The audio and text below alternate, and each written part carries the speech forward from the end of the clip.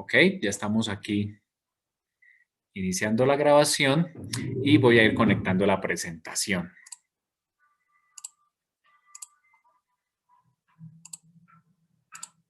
Bueno, creo que todos la ven, ¿cierto?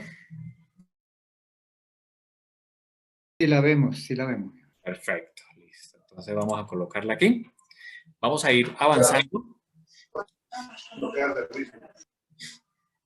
Bien, vamos a ir avanzando, dado que tenemos bastante que hablar. Como les dije, esta porción, que en hebreo es parashá, es bastante interesante. Hay muchas lecciones que trae toda la escritura acerca de Noé, de su vida, de su ejemplo. Eh, Vamos a tratar de tocar algunos puntos, no todos. Esperamos siempre cada año ir abarcando en cada uno de estos temas. Entonces vamos a ubicarnos en esta porción, en el capítulo 6 de Génesis, y vamos a irnos directamente al versículo 14. En este momento, ya sabemos, conocemos un poco de la historia, la maldad era mucha en la tierra, en extremo. Vamos a hablar un poquito de eso más adelante. Y dice el versículo 5 del capítulo 6 que Adonai vio la maldad y que todo designio de los pensamientos de su corazón era de continuo el mal. Y se arrepintió de haber hecho al hombre, le dolió en su corazón. Así que le encomendó esta misión a Noé. Versículo 14, vamos a verlo aquí. ¿Alguno que tenga el versículo 14 de Génesis 6?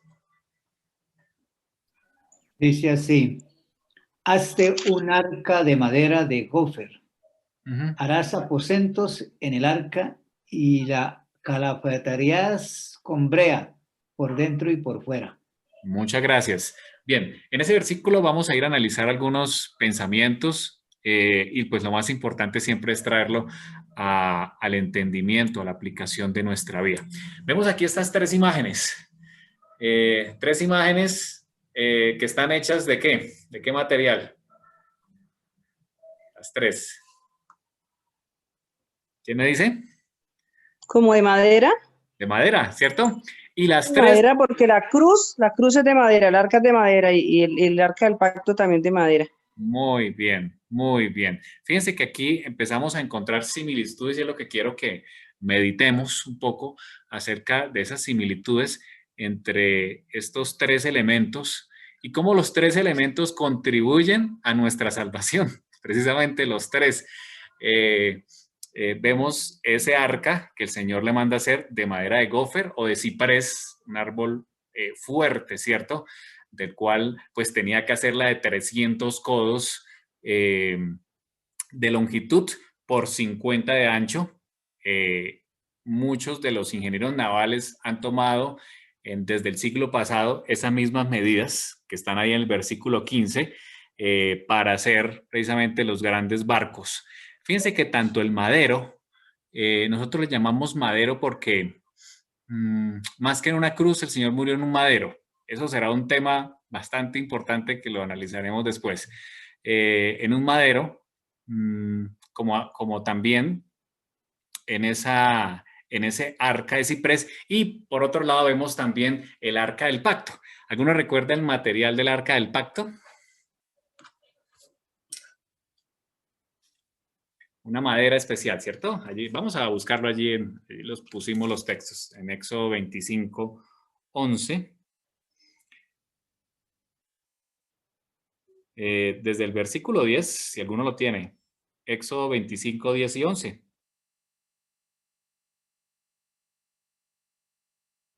Si alguno lo tiene, adelante. Harán también un arca de madera de acacia, cuya longitud será de 2 codos y medio, su anchura de codo y medio y su altura de codo y medio, y la cubierta de oro puro por dentro y por fuera, y harás sobre ella una cornisa de oro alrededor. ¿Sigo o no? Hasta ahí. Muchas gracias. Dice, harás, es de acacia, parece que es de acacia. Madera de acacia. No. Sí, madera de acacia, así es. Así es. Cuando lleguemos a esa porción del Éxodo, vamos también a analizar unos aspectos muy preciosos y profundos que nos trae esa lección acerca del Arca de la Alianza o el Arca del Pacto. Entonces vemos que los tres elementos fueron hechos de madera, un término muy humano, ¿cierto? Un elemento muy humano, pero estaban recubiertos, los tres estaban recubiertos. Vemos que el arca, dice el versículo 14, que la untarás, o en la versión Reina Valera dice, la calafatearás, ¿cierto? Por dentro y por fuera, con brea. ¿Qué es la brea? ¿Alguno sabe qué es la brea?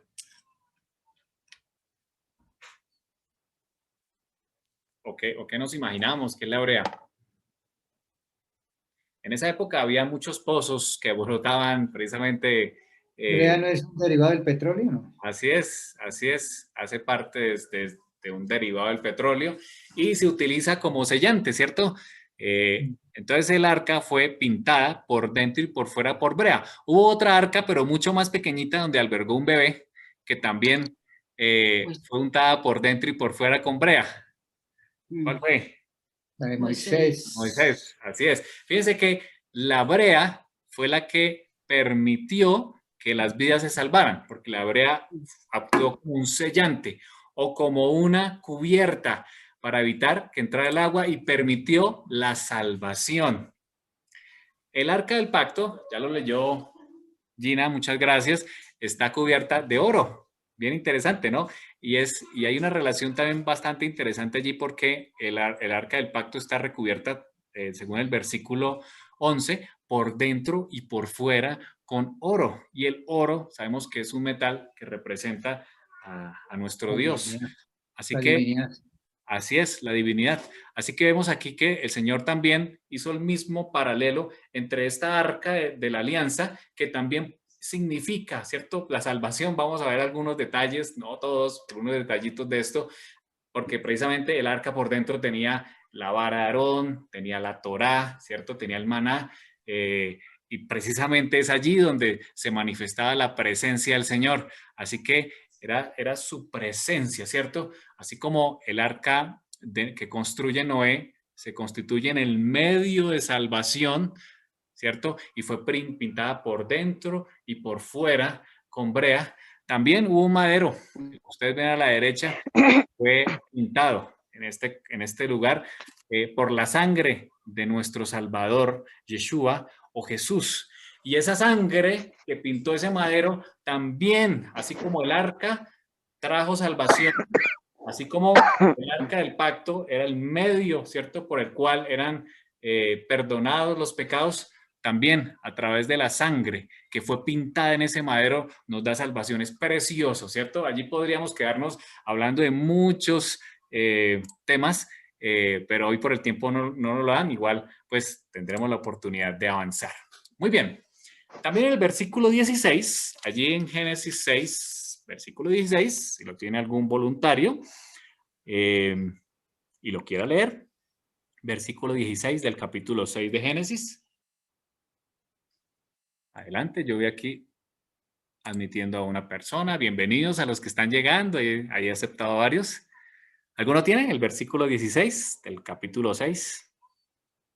Dice así: una ventana harás al arca, la acabarás a un codo de elevación por la parte de arriba, y a su lado pondrás la puerta del arca, y le harás 3 pisos.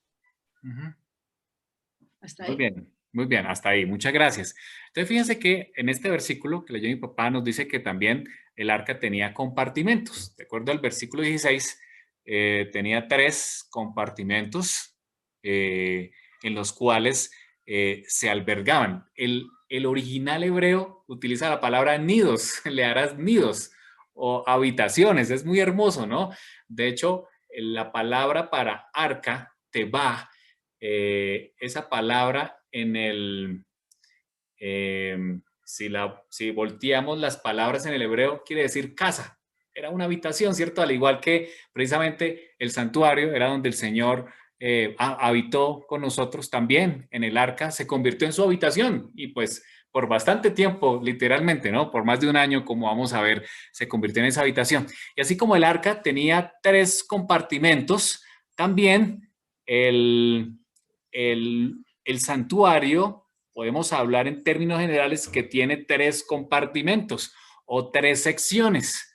Tiene un atrio donde está el altar del sacrificio, la fuente de bronce donde se lavaban los pies y las manos los sacerdotes. Ya sabemos que en el altar de sacrificio donde se sacrificaban todas las ofrendas por el pecado, sacrificios de paz. En el Yom Kippur allí venían los 2 machos cabríos también, el becerro y todos los demás sacrificios que se hacían en forma diaria, en el continuo, a la mañana y a la tarde. Pero también hay otros 2 compartimentos adentro de la tienda, el lugar santo, ya lo hemos hablado, ¿cierto?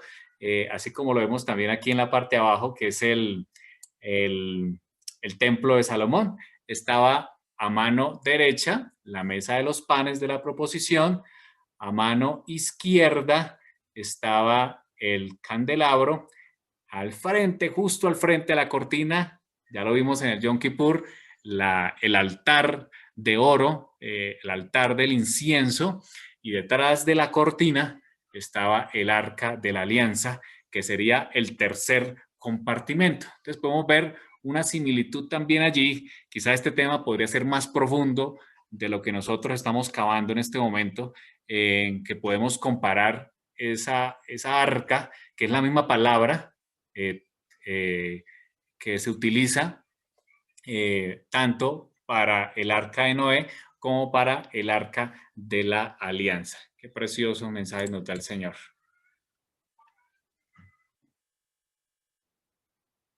Bien, no sé ahí cómo pinté yo, pero me disculpan las rayas que hay.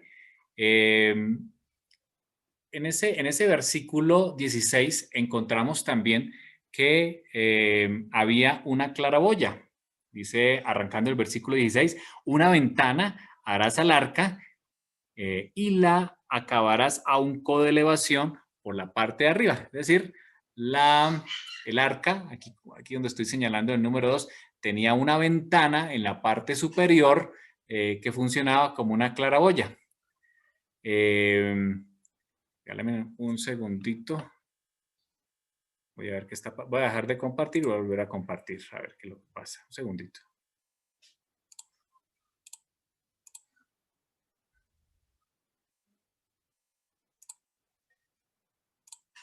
Bueno, creo que ya estamos nuevamente, ¿cierto? ¿Me confirman?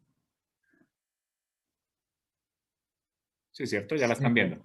Ok, sí. Listo. Entonces, esa palabra, si se dan cuenta, aquí arrancando el versículo, la claraboya, la palabra es sohar. Esa palabra sohar, de acuerdo al Strong, ya sabemos, ¿cierto? ¿Qué es el Strong? El Strong 6671, el señor Strong que organizó todas las palabras en hebreo para poderlas encontrar, encontró todos los significados asociados a esta palabra. Viene del original 6671, que está más abajo. Esta palabra sohar quiere decir luz, por ejemplo, una ventana, precisamente, dual o doble luz, o también significa mediodía, o pleno día, o también ventana. Muy apropiado, ¿cierto? Ahora, si nos vamos al original, al 6671, a la raíz de esa palabra sohar, encontramos que significa brillar. Fíjense, bien interesante. O también significa exprimir aceite. Me pareció bien interesante. Esa palabra exprimir aceite era muy usada, muy común en esa época, porque precisamente para el aceite que se utilizaba en el candelabro debía pasar por una prensa como la que ven aquí en la parte superior, esos frutos, ¿cierto? Debían pasar por una prensa para poder extraer al aceite, ¿cierto? Y me hace pensar mucho en Isaías 53, cuando Isaías escribe que el Señor fue molido, ¿cierto? Por nuestros pecados.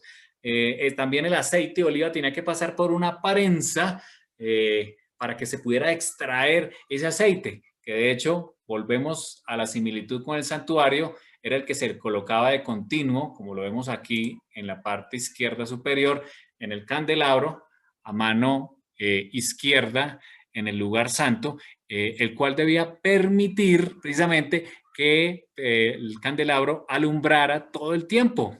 Entonces, bien interesante esa palabra que simboliza la ventana que estaba en la parte superior del arca de Noé, también nos llegue a pensar que es ese mismo verbo de brillar o de exprimir aceite, simbolizando también a nuestro Salvador y al castigo que tuvo que sufrir. También recordé allí estudiando el texto de Juan 8:12 que pusimos en la lección pasada, cuando el Señor Yeshua dijo, yo soy la luz, ¿cierto? Yo soy la luz, yo soy ese candelabro. El que me sigue no andará en tinieblas. Y también podemos asociarlo con un símbolo que vemos aquí en la parte de abajo. Este es el Monte de las Olivas, el famoso Monte de los Olivas. ¿Qué pasó en ese monte? Recordemos. ¿Allí qué pasó? Pasó en el Monte de los Olivos. ¿Alguno?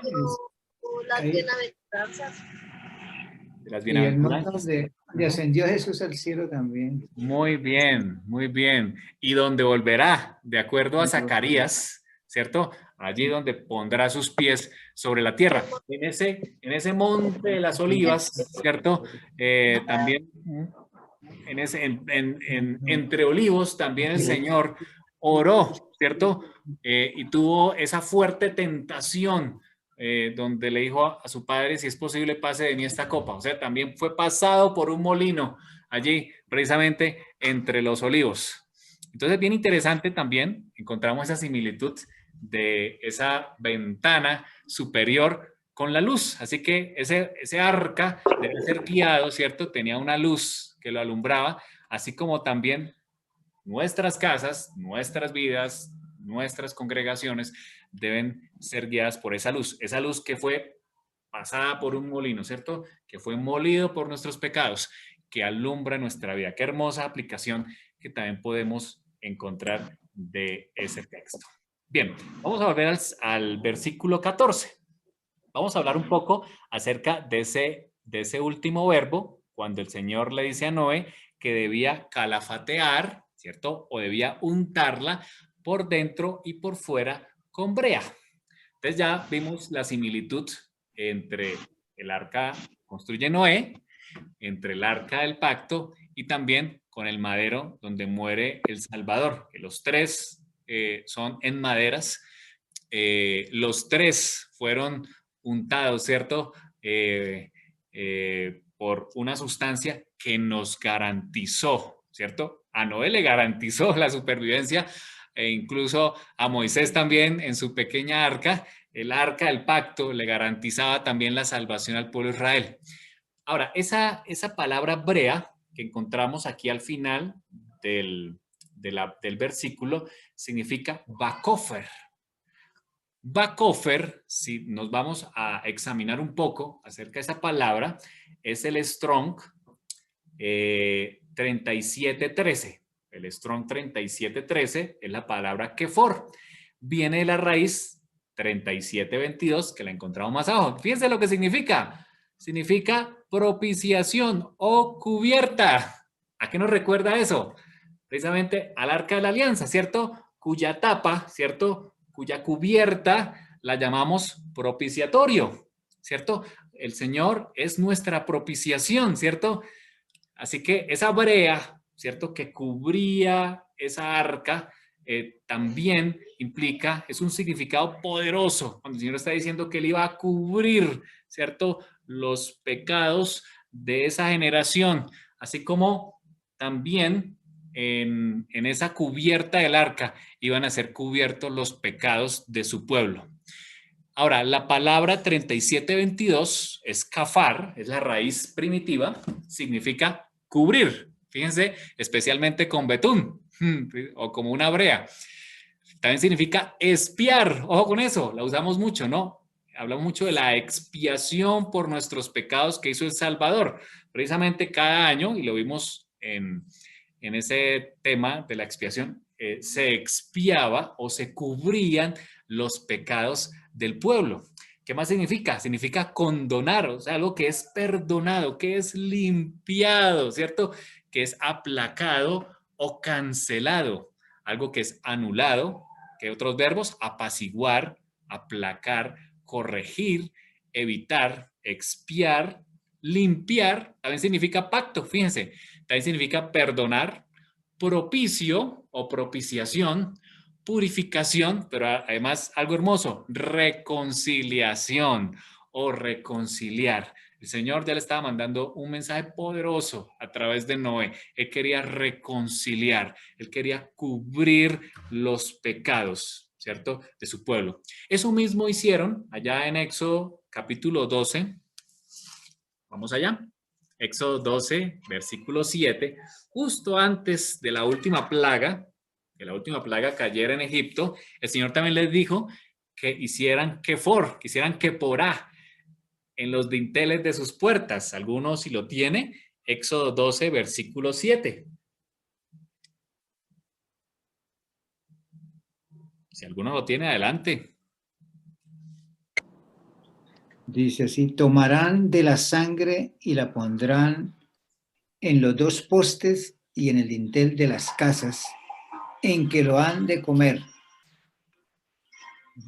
Muchas gracias. Entonces aquí encontramos también que el Señor le dice a su pueblo que tomen de esa sangre del Cordero Pascual en ese día 14 del mes primero, exactamente el mismo día en que muere el Salvador, que tomen de esa sangre y la pongan, ¿cierto? Que cubran, ¿cierto? Hagan keporá, ¿cierto? Cafar los dinteles, ¿cierto?, de sus casas.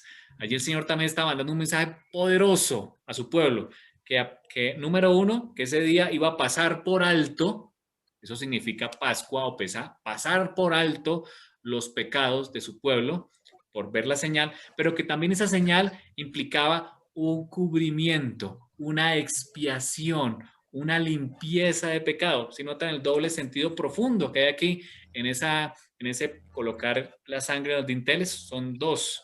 Uno, el pasar por alto los pecados, que significa Pascua. Y dos, el cubrir o expiar, ¿cierto? Reconciliar. Y eso es lo que vino a hacer el Salvador. Reconciliar al mundo con el Señor. Vamos al otro texto, a Éxodo 25. Éxodo 25, 11. Que tenemos allí.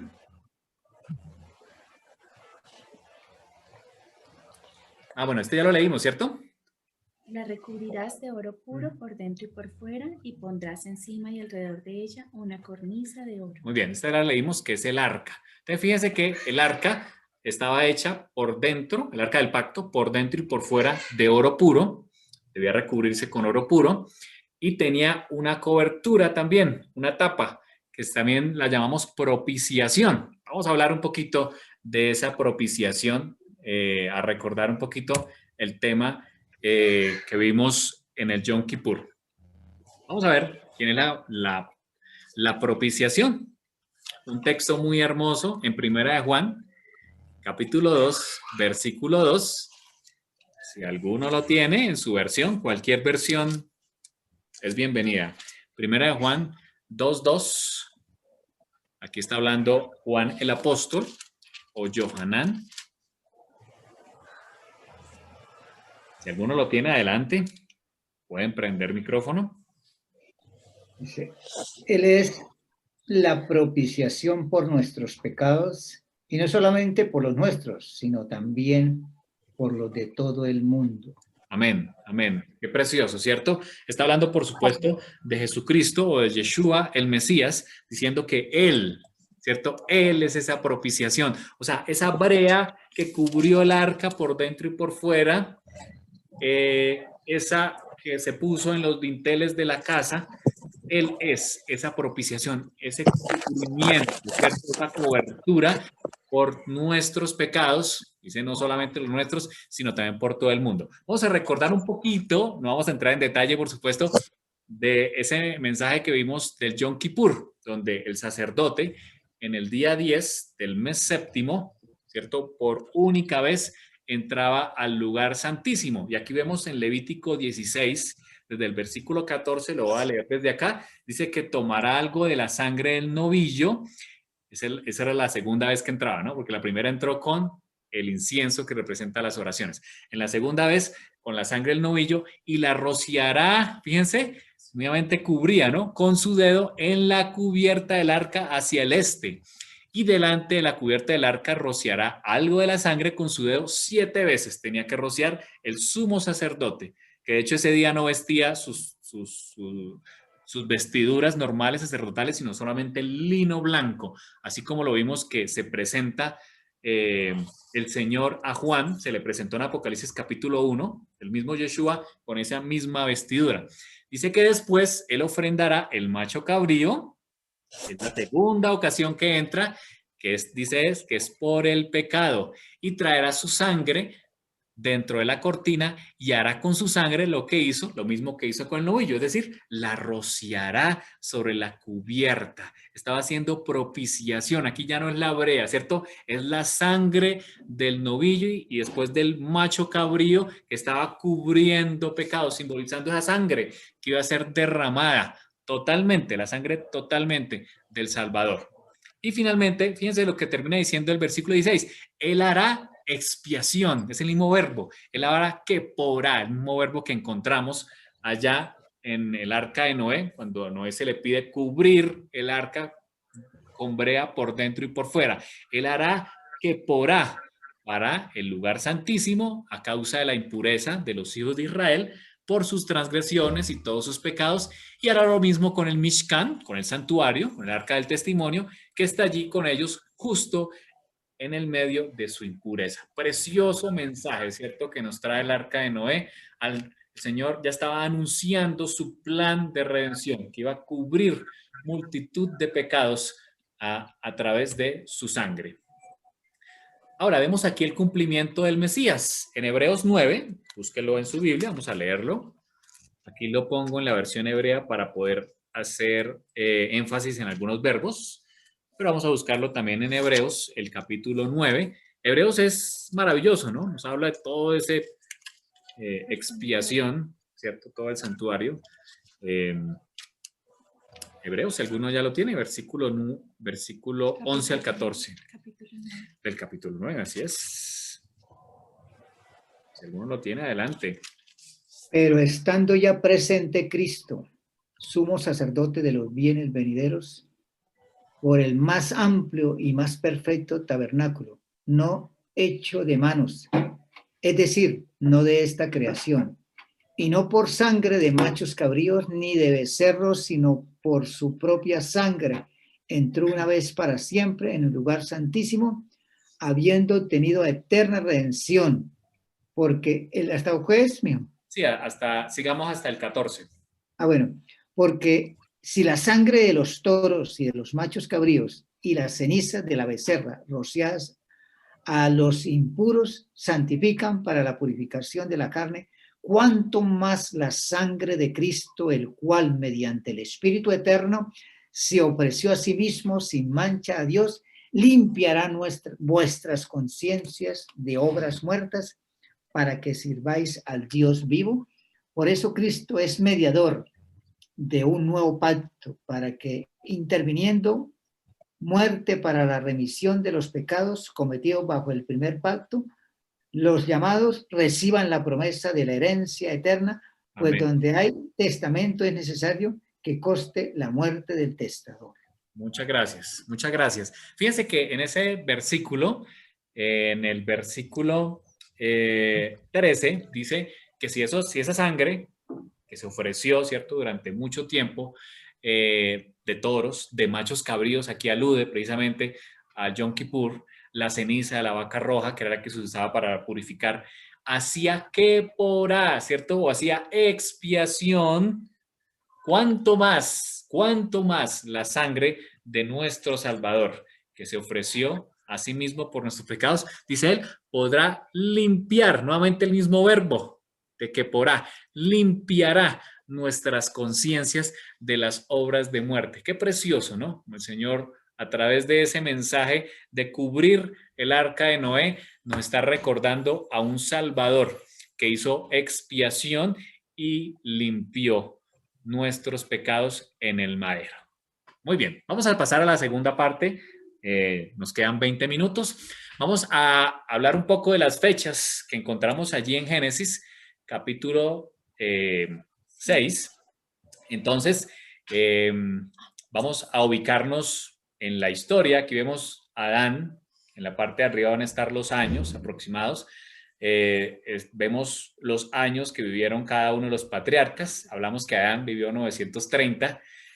Muchos eruditos dicen que el complemento de los 1000 años de Adán fueron los años que vivió David. 70 años para los 1000 años, es un mensaje impresionante. Su hijo Set, 912 años. Enoc solo vivió 365 años. ¿Por qué? ¿Por qué será? Que el Señor se lo llevó. Fue llevado al cielo. Fue llevado Muy bien. Caminó, dice la escritura, caminó Enoc con el Señor y el Señor lo llevó. No sin antes dejar al personaje, un personaje muy importante, ¿cierto? Metusalén, cuyo nombre significa que cuando muera, vendrá. Y precisamente Matusalén muere en el año 600 de la vida de Noé. ¿Qué pasó en el año 600 de la vida de Noé? Ese año, precisamente, arrancó el diluvio. Es más, algunos eruditos dicen, como lo vamos a ver ahorita en detalle, pero pues eso es un comentario de eruditos, que Matusalén murió justo cuando Noé entró al arca. Y precisamente esos 7 días que demoró en arrancar el diluvio representan esos 7 días que generalmente se hacía duelo por las personas que morían, por los seres queridos. Así que ese es un pensamiento, por supuesto, de algunos eruditos. Pero sí sabemos que murió, si usted hace las cuentas, yo las hice en Excel, el año que muere Matusalén es el año 600 de la vida de Noé, es el año del diluvio. De hecho, Matusalén muere después que su hijo Lamec vivió 777 años, él murió 5 años antes del diluvio. Imagínense en eso, ¿no? O sea que ambos vieron la construcción del arca, por supuesto, estuvieron allí presentes. Y su hijo Noé nace, ¿cierto? De Lamec, y vive 950 años. En el año 600 de la vida de Noé, entonces viene el diluvio sobre la tierra. Fíjense que su hijo Sem, a partir de Noé, los años empiezan a cortar en la tierra. Ese es un tema bastante interesante. Su hijo Sem, a pesar de todo, vive 600 años. Incluso vive más que Abraham, si se dan cuenta. Abraham muere y Sem todavía estaba vivo. Muy interesante. Hay un tema bastante precioso de la vida de Sem comparado con a quien Abraham le entregó los diezmos y las ofrendas, a Melquisedec. También vemos aquí después a Abraham, que será tema de la próxima semana, 175 años, Isaac 180 y Jacob 147. Vamos a ir a la línea de tiempo del diluvio. Vamos a ubicarnos en Génesis capítulo 7 y 8. Vamos a leerlo y nos vamos a ir ubicando en algo de la línea de tiempo que ocurrió aquí en el diluvio, y vamos aquí a proyectar una imagen para que nos sirva de guía en ese periodo. Bueno, espero la estén viendo aquí. Aquí, esto la saqué de people.ca. Ahí dejé la referencia. Muy interesante este cálculo. ¿Qué tenemos aquí? Esta es la cronología del diluvio. Tenemos una comparación entre la Septuaginta. La Septuaginta es la versión griega del Tanakh. Y tenemos también interpretación masorética, ¿sí? Son interpretaciones, algunos difieren en algunas fechas, pero es importante siempre ver todas las posiciones. ¿Listo? Aquí en la parte de arriba vamos a encontrar los eventos respectivos con el texto. Entonces aquí vamos a ver los textos respectivos. Justo encima de eso está el día y el año en que ocurrió el evento del diluvio, y vamos a ir encontrando en la parte de abajo cada uno de los conteos respectivos. Entonces estamos ubicados aquí, ¿cierto? El Señor le dice a Noé, vamos a leerlo en Génesis 7:1. Dice, dijo luego Adonai a Noé, entra tú y toda tu familia en el arca, porque solo a ti he visto justo delante de mí en esta generación. Muy bien, entonces le dice el Señor a Noé, entra tú y toda tu familia, aquí, en el -7, ¿no? Le llamamos aquí -7 en esta línea de tiempo. Esto, de acuerdo a los a la Septuaginta es el 3298 y de acuerdo a los masoréticos el 2458, son las dos interpretaciones que hay. Vamos a ir ahora al versículo 11. Veamos el versículo 11, si quieres nos vas ayudando, mi amor. Dice, aquel día del año 600 de la vida de Noé, en el mes segundo, a los 17 días del mes, fueron todas las fuentes del gran abismo y abiertas las cataratas de los cielos. Muy bien.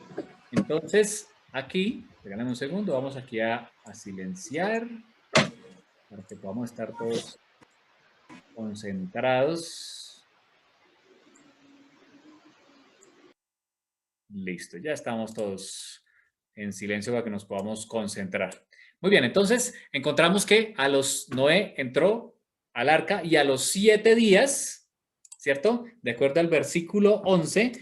¿Lo voy a leer? Sí, por favor. Aquel día del año 600 de la vida de Noé, en el mes segundo, a los 17 días del mes, fueron rotas todas las fuentes del gran abismo y abiertas las cataratas de los cielos. Muy bien, entonces aquí en el día, ese es el día 0, aquí arranca la inundación.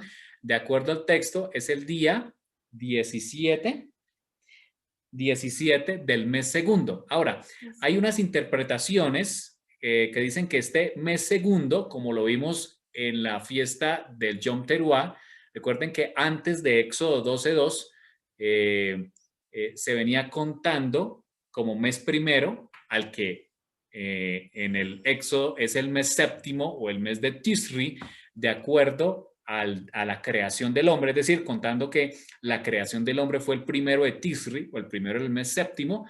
Entonces, lo que esta interpretación dice es que este mes segundo precisamente es el mes octavo, donde estamos actualmente, estamos en el mes octavo en este momento. Este mes octavo se le conoce, o el mes segundo, para esta interpretación de Génesis, como el mes del diluvio, porque en este mes tanto arranca como finaliza ese diluvio. Muy bien, entonces ahí arranca a llover. ¿Por cuánto tiempo llueve? Vamos al versículo 12 y versículo 17. Y hubo lluvia sobre la tierra 40 días y 40 noches. Muy bien, ¿y el 17? 17. Dice, el diluvio duró 40 días sobre la tierra.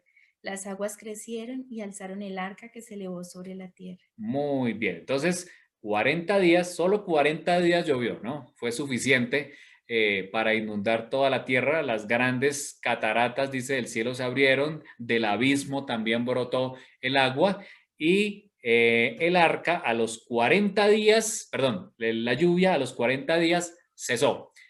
Muy bien, vamos al versículo 24. Dice así. 24. Y permanecieron las aguas 150 días sobre la tierra. Muy bien, entonces aquí tenemos estos 150 días que serían 40 más 110.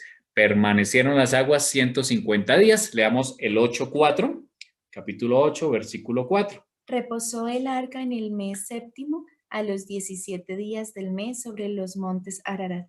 Aquí está la fecha, el mes séptimo, en el día 17, sobre el monte Ararat, que precisamente queda en Armenia, y precisamente estos días en Armenia hay guerra, ¿no? Allá en Armenia, en donde está el monte Ararat, allá vino a descansar el arca de Noé. Muy bien, vamos al versículo 5 del capítulo 8. Las aguas fueron decreciendo hasta el mes décimo, cuando el primer día del mes se descubrieron las cimas de los montes. Muy bien, aquí vemos primer día del mes 10, las montañas se hacen visibles. ¿Listo? Eso aproximadamente son 73 días después. Vamos al versículo del 6 al 8. Sucedió que al cabo de 40 días abrió Noé la ventana del arca que había hecho y envió un cuervo, el cual salió y estuvo yendo y volviendo hasta que las aguas se secaron sobre la tierra. ¿Sigo? Hasta el 8. Envió también una paloma para ver si las aguas se habían retirado de sobre la faz de la tierra. Muy bien, entonces leímos hasta el versículo 8, ¿cierto? Sí. Entonces aquí vemos que tanto Noé envió el cuervo y envió también una paloma después de 40 días, ahí la encontramos en el línea de tiempo, igual esta presentación ustedes la van a tener. Muy bien, vamos al versículo 10. Versículo 10. Esperó aún 7 días y volvió a enviar la paloma fuera del arca. Aquí lo encontramos. 7 días después volvió a enviar la paloma. Muy bien, vamos. Ajá. La paloma volvió a él y a la hora de la tarde trayendo una hoja de olivo en el pico y supo Noé que las aguas se habían retirado de sobre la tierra. Muy bien, muy bien. ¿Continúa? Sí, sigamos leyendo ahí después. Esperó aún otros 7 días y envió la paloma, la cual no volvió ya más a él. Así es, entonces nos dice que esperó otros 7 días y ya la paloma no volvió. Sigamos leyendo. Sucedió que en el año 601 de Noé, en el mes primero, el primer día del mes, las aguas se secaron sobre la tierra. Y quitó Noé la cubierta del arca, miró y vio que la faz de la tierra estaba seca. Bien, estamos aquí ya, primer día del primer mes. En el mes segundo, a los 27 días del mes, se secó la tierra. Muy bien, aquí, final de la línea de tiempo, mes segundo, día 27, Noa finalmente abandona el barco, ¿no? El Señor le dice en el versículo 14, sal tú. En el 15, entonces dijo Adonai a Noé, sal del arca con tu mujer y tus hijos y las mujeres de tus hijos. Muy bien, ese es el día 370. Eso nos da en total 12 meses y 10 días desde que arrancó la lluvia, o 12 meses y 17 días contando esos primeros 7 días que Noé ingresó al arca. Igual esta línea de tiempo la podemos tener para poderla verificar. Fíjense lo asombroso cómo el Señor fue guiando este proceso y protegió precisamente a estas familias que ingresaron y a los animales para proteger la vida. Vamos a ir a la aplicación. Génesis capítulo 8, del versículo 18. Fíjense lo que dice, lo voy a leer. Salió pues Noé con sus hijos, su mujer y las mujeres de sus hijos, todos los animales, todo reptil, toda ave, todo lo que se mueve sobre la tierra según sus especies, salió del arca. Y edificó Noé, fíjense lo primero que hace Noé, edifica un altar, tomando de todo animal limpio, porque precisamente, aunque no se daba la Torá escrita, pero ya Noé sabía por Torá oral cuáles eran los animales limpios e impuros. Eso lo sabemos porque entró 7 parejas de limpios. Dice aquí el versículo 20 que tomó de todo animal limpio y de toda ave limpia y ofreció holocausto en el altar. Dio gracias al Señor. Al percibir Adonai, olor grato, dijo en su corazón, no volveré a maldecir la tierra por causa del hombre. Fíjense que es un pacto, ¿no? Porque el corazón del hombre se inclina al mal desde su juventud. Ni volveré a destruir todo ser viviente como hecho. Fíjense lo que dice el Señor. Mientras la tierra permanezca, no cesarán la sementera y la siega, el frío y el calor, el verano y el invierno, el día y la noche. Está dando su palabra, ¿cierto? Su pacto. Y bendijo Noé, versículo 1 del capítulo 9. Y les dijo, fíjense, como el primer mandamiento que le dio a Adán y Eva, fructificad y multiplicaos y llenad la tierra. Infundiréis temor y miedo a todo animal. Aquí pasó algo diferente a como Adán, ¿no? Adán le dijo, iba a ser gobernante de los animales. En este caso le dijo, infundiréis temor y miedo a todo animal sobre la tierra, a toda ave de los cielos, a todo lo que se mueva sobre la tierra, a todos los peces del mar en vuestras manos son entregados. Todo lo que se mueve y vive os servirá alimento. Alguno dirá, bueno, entonces podían comer de todo. Pero recuerden que claramente Noé conocía cuáles eran los animales limpios. Lo acabó de decir el texto en el capítulo 6, de acuerdo a las parejas que ingresaron. Lo mismo que las legumbres y las plantas verdes, os lo he dado todo, pero carne con su vida, que es su sangre, no comeréis la sangre, porque ciertamente demandaré la sangre de vuestras vidas, de manos de todo animal la demandaré y de manos de todo hombre. A cada hombre demandaré la vida de su prójimo. El que derrame la sangre de un hombre por otro hombre, su sangre será derramada, porque imagen de Dios es hecho el hombre. Mas vosotros fructificad y multiplicaos, le dice el Señor a Noé, procread abundantemente en la tierra y multiplicaos en ella.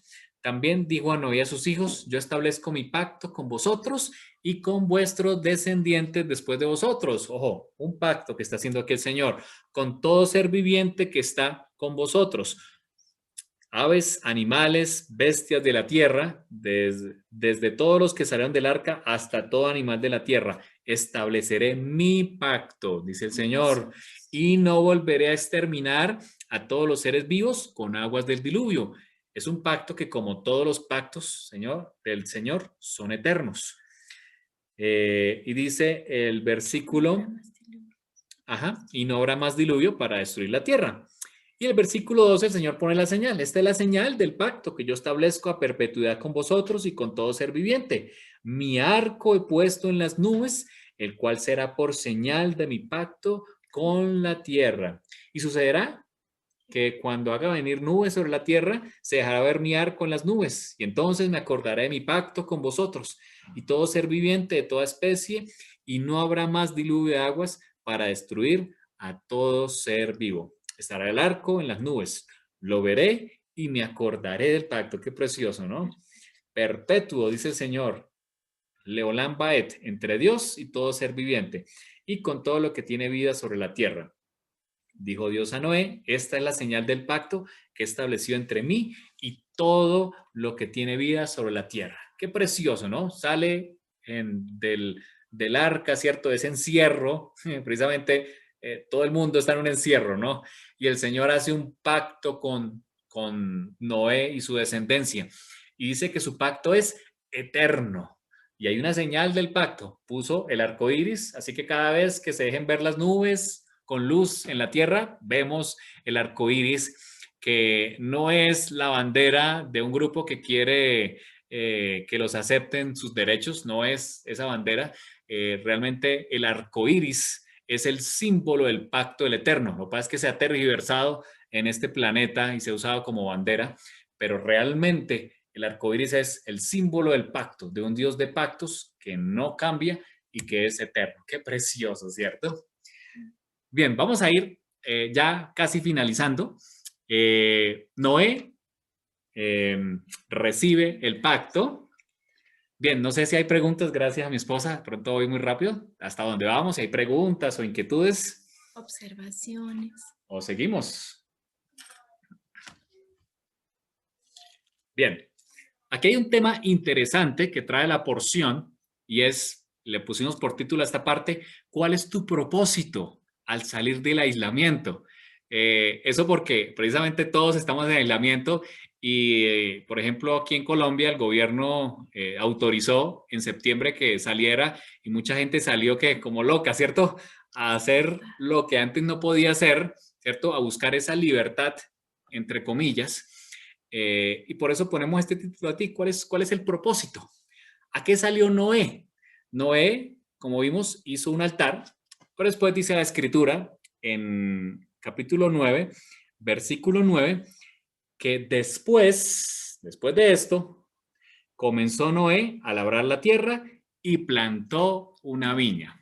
Aquí tenemos en el hebreo, recuerden que es el primero a mano derecha, es la palabra Vayahel. Vayahel Noah Ish Ha Adama, es decir, la tierra, Vayita Karem. Y Noah, el amo de la tierra, comenzó, esta es la misma palabra, Vayahel, y plantó un viñedo. Ahora, hay algo interesante allí en el hebreo, y es que en la palabra hebrea no se utiliza Vayahit, sino Vayahel. Hay algo importante allí. Y resulta que esta palabra del hebreo, Vayahel, también viene de la raíz hol, que significa profano. Parece que no había, de acuerdo a lo que nos indica el hebreo, lo que estamos interpretando es que no había una buena intención en Noé al plantar el viñedo. Él salió quizás diciendo, bueno, yo ya estuve más de un año en el arca, me merezco un descansito, una cana al aire, me merezco divertirme con el vino. Quizás es lo que quiere transmitirnos el versículo y quizás es la realidad porque fíjense que en el versículo siguiente, el versículo 21 dice que bebió el vino, pero bebió tanto que se embriagó. Y dice la palabra que se desnudó en medio de su tienda. Ahora, la escritura nos habla acerca del vino. Por ejemplo, Efesios 5:18 nos dice, no se emborrachen. El que se emborracha es porque toma cantidades de vino, ¿cierto? Que lleva al desenfreno. Al contrario, sean llenos del Espíritu. Pero también la Escritura nos dice en el Salmo 104, el vino que alegra el corazón. Entonces, ¿se puede o no se puede? Fíjense que cuando se nombran los diáconos en el Nuevo Testamento, en el Bridge renovado, dice, no dados mucho al vino. ¿Qué está queriendo decir el Señor? Que de acuerdo a la Escritura, tomar el vino no es un pecado. El problema es el que lo toma para emborracharse. Ese es el problema, de acuerdo a la Escritura y como la entendemos. Así que Noah tomó desenfrenadamente o tomó abundantemente y se emborrachó. Y dice la Escritura que se desnudó, se embriagó. Dice la Escritura que se descubrió dentro de su tienda. Y Ham, o sea, Cam, el padre de Kenán, esto es Canaán, vio, dice la Escritura, la desnudez de su padre. Viene de la palabra Erbat. Ahora, esa palabra Erba, que es la que encontramos, es el Strong 6172, significa desnudez o partes pudendas. También significa desgracia o defecto. Y también, por ende, significa confusión, desnudez, indecencia, inmundicia o vergüenza. Hay algo aquí que nos quiere decir el hebreo. Hay varias cosas que discutir. Obviamente que podemos discutir con todas las posiciones que tengamos nosotros con respecto a este versículo. Lo primero es que la Escritura dice que Ham, que fue su hijo, Cam, el que vio la desnudez de su padre. Pero fíjense que al que le va la maldición es al hijo de Cam, que es a Canaán.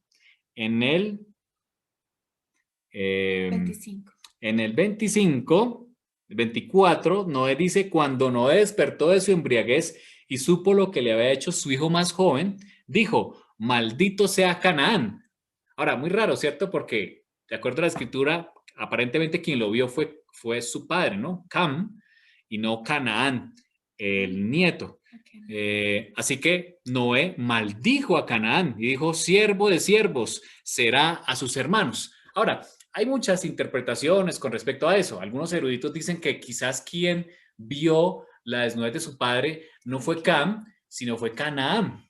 Hay otros que interpretan también que dicen lo siguiente, como Cam ya había sido bendecido y lo que es bendecido no se puede maldecir. O sea, un patriarca, si ya había bendecido a alguien, no lo podía maldecir.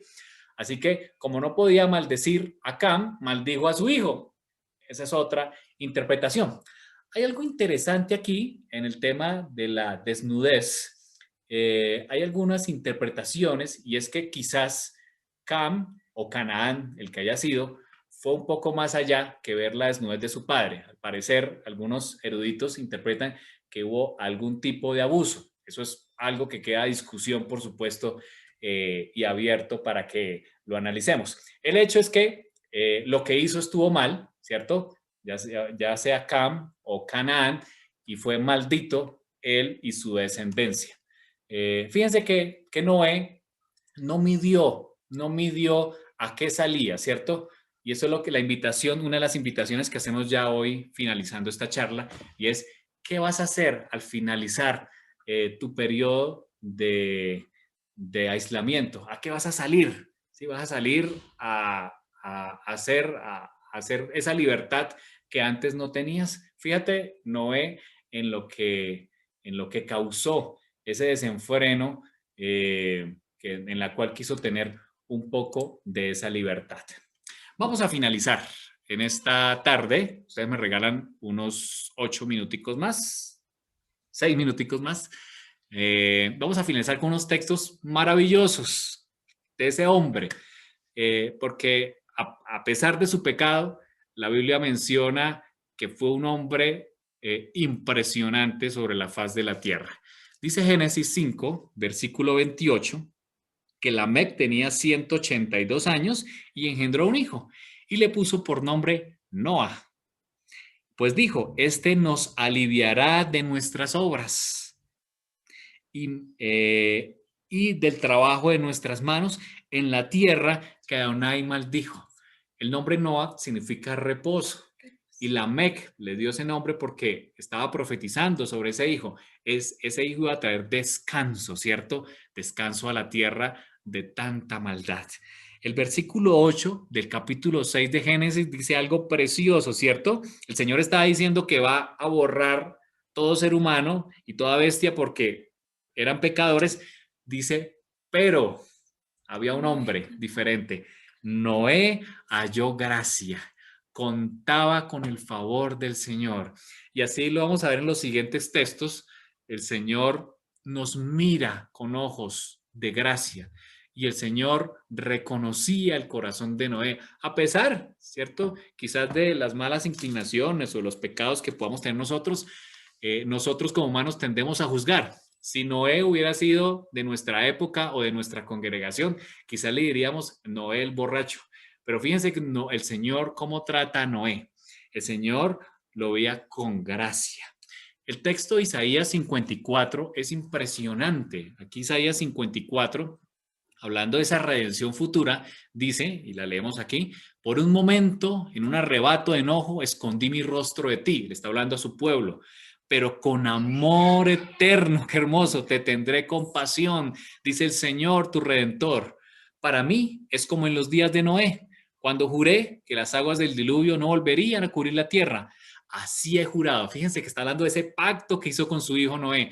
No volverían a cubrir la tierra. He jurado no enojarme más contigo ni volver a reprenderte. Qué hermoso, ¿cierto? Promesa que el Señor le hace a su pueblo. Así como lo prometió eso, también le promete a su pueblo que aunque habrá un momento de enojo, no volverá a enojarse con su pueblo. Aunque cambien de lugar las montañas y se tambaleen las colinas, no cambiará mi fiel amor por ti. Qué precioso texto, ¿no? Ni vacilará mi pacto de paz. Dice el Señor que de ti se compadece. ¿Qué está diciendo el Señor aquí? Que aunque vendrá un momento, ¿cierto? Un momento de enojo, su día, ¿cierto? El día del Señor, su venida, ¿cierto? Que lo vimos en el Yom Teruah. Dice el Señor, no volveré a enojarme, no cambiará mi amor. Qué precioso, ¿cierto? Y utiliza precisamente esa relación con su hijo Noé. Vamos a Ezequiel 14. Este texto mi papá me lo leyó hace varios meses.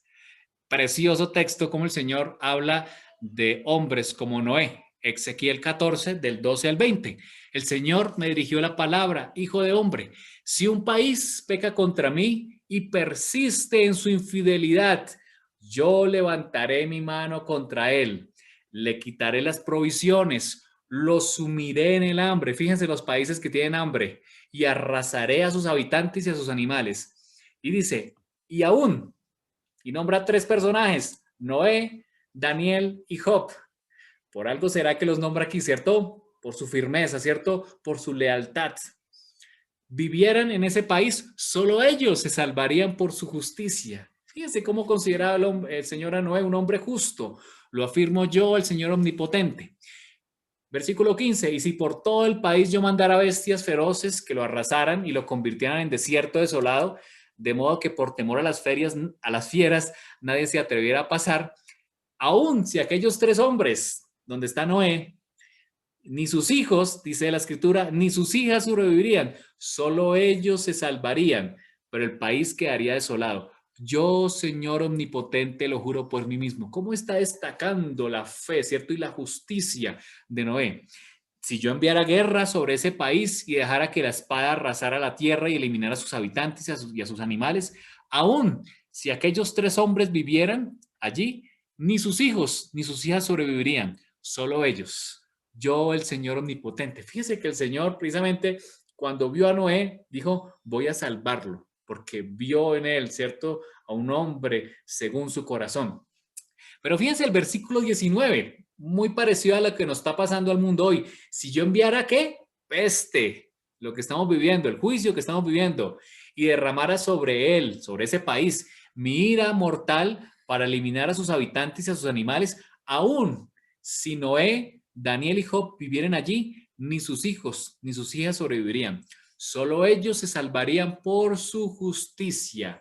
Yo, el Señor omnipotente, lo juro por mí mismo. Fíjense cómo el Señor nos está invitando a ser como este personaje, a ser como Noé, a ser fiel, a creer en su palabra, a ser un hombre justo, a condenar, ¿cierto? Y a hablar el pecado cuando tiene que hablarse y a proclamar, ¿cierto? La justicia del Señor. Qué precioso mensaje como el Señor habla aquí de su siervo Noé. Ahora, en el Nuevo Testamento, ya para finalizar, encontramos varios textos, ¿cierto? Que nos recuerdan a Noé. Esta imagen la saqué de una página que se llama Caminar con Cristo. Ahí tengo precisamente esa referencia para que usted la pueda ver. Y dice la Escritura, tanto en Mateo, aquí está el versículo de Lucas 17, del 26 al 27, cuando el Señor está hablando de las señales antes de la venida del Mesías, dice que como fue en los días de Noé, así como el Señor vio la tierra justo en los días de Noé, así también será en la venida de los hijos del hombre. Pues comían, bebían, se casaban, se daban en casamiento. Y aquí vemos en esta imagen quizás lo mismo que está pasando hoy en nuestro planeta, ¿cierto? Hay un desenfreno, vemos anarquía. Estos días hemos visto bastante anarquía que se habla en nuestros países, especialmente en Latinoamérica, ¿cierto? Muchos grupos que quieren libertad, exigir sus derechos y quieren derrocar los presidentes porque quieren hacer solo su voluntad, comer, beber lo que ellos quieren, hacer su propia voluntad. Y quizás podemos decir que estamos como en los días de Noé, ¿cierto? Como nos relata Lucas 17. Pero fíjese cómo termina diciendo Lucas 17, el versículo 27, hasta el día en que entró Noé en el arca, ¿cierto? 7 días antes de su cumpleaños. Y vino el diluvio en el año 600 de su vida y los destruyó a todos. Adelante. Perdón, mi amor. Yo quería leerles algo que dice Génesis 6:5. Dice, vio Adonai que la maldad de los hombres era mucha en la tierra y que todo designio de los pensamientos de su corazón solo era de continuo al mal. Así es. Realmente lo que vemos después de ver ese texto es que el Eterno se arrepintió. Dice la palabra de Dios, se arrepintió de haberles creado y tomó una decisión. Y creería yo que eso es lo que pasa hoy en el mundo, ¿no? Lastimosamente nos hemos alejado tanto del Señor que ya no buscamos hacer su voluntad, sino siempre queremos imponer nuestra voluntad a la voluntad del Señor. Y sabemos que la voluntad del Señor nos lleva siempre al bien, pero aún así nuestro corazón es terco y de continuo al mal. Y por eso es que a veces nos alejamos del Señor y vienen las consecuencias bastante dolorosas. Y vemos el paralelo entre Noé, que hay algo que no sé si mi esposo no lo has dicho, que Noé igual estaba viviendo en ese mundo. O sea, él no estaba viviendo en un mundo distinto al que está relatando Génesis 6. Génesis 6 dice que alrededor de él habían hombres que vivían todo el tiempo pensando con su mente de continuo al mal, ¿sí? Pero ahí estaba Noé en medio de ellos, ¿sí? Y en medio de ellos tenía una característica que me encanta, que aquí lo dice la palabra de Dios y dice, Noé era un hombre justo, era perfecto entre los hombres y caminó Noé con Dios. Amén. Amén. Y creería yo que eso es lo que lo distinguió y lo que permitió, porque si nosotros seguimos leyendo la palabra, encontramos que no fue Noé solo quien tomó la decisión de salvarse, sino que el Eterno mismo tomó la decisión de salvarlo a él y a su familia. Y vemos que el Señor esperó y dio gracia a todo el pueblo, a todo ese mundo que rodeaba a Noé durante todo ese tiempo. Le dio un tiempo de gracia hasta la muerte de Matusalén.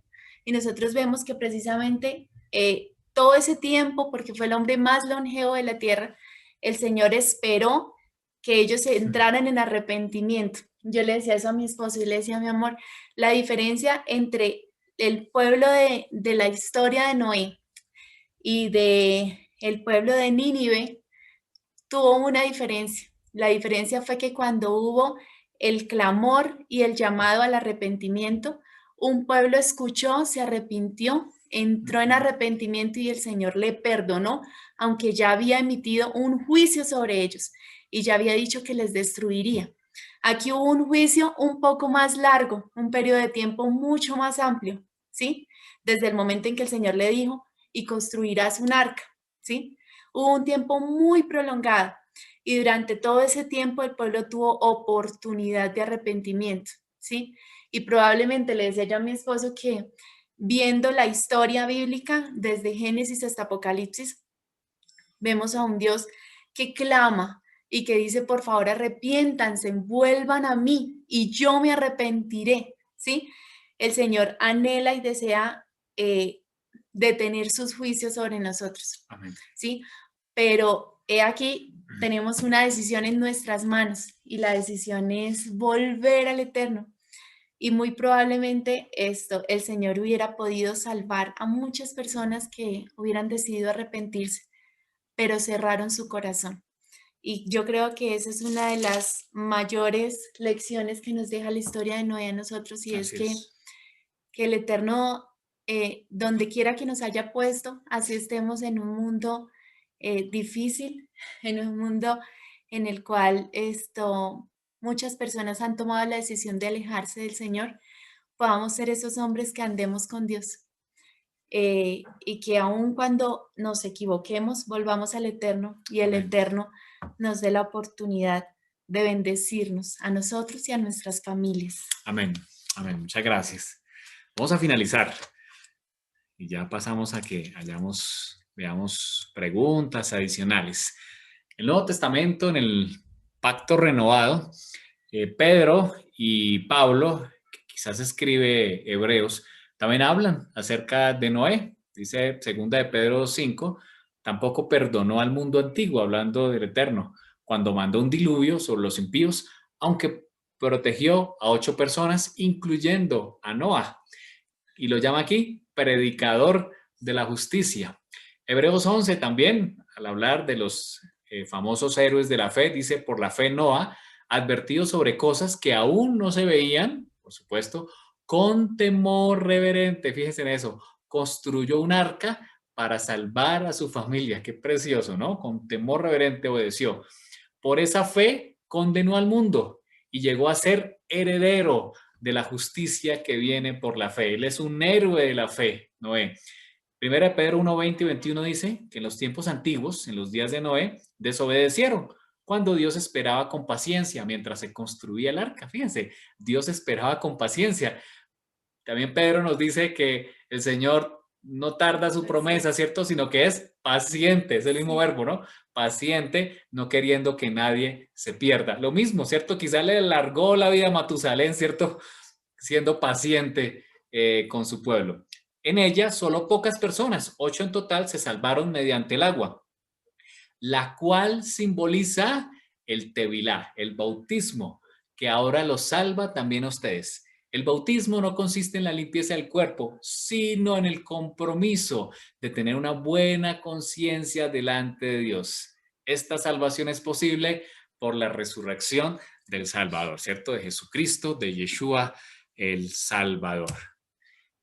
Qué precioso, ¿no? Qué precioso el Señor nos permite en esta tarde estudiar a este hombre de fe, a este pregonero, a este predicador de la justicia, a este hombre recto y justo delante del Señor, que con temor reverente obedeció a algo imposible, increíble, ¿cierto? Y porque precisamente en aquellos días no había llovido, sino que un vapor procedía de la tierra. Damos gracias a Dios por su Torá, por su palabra, que nos trae esa bendición, ¿cierto? De estas lecciones importantes acerca de Noé y esta historia.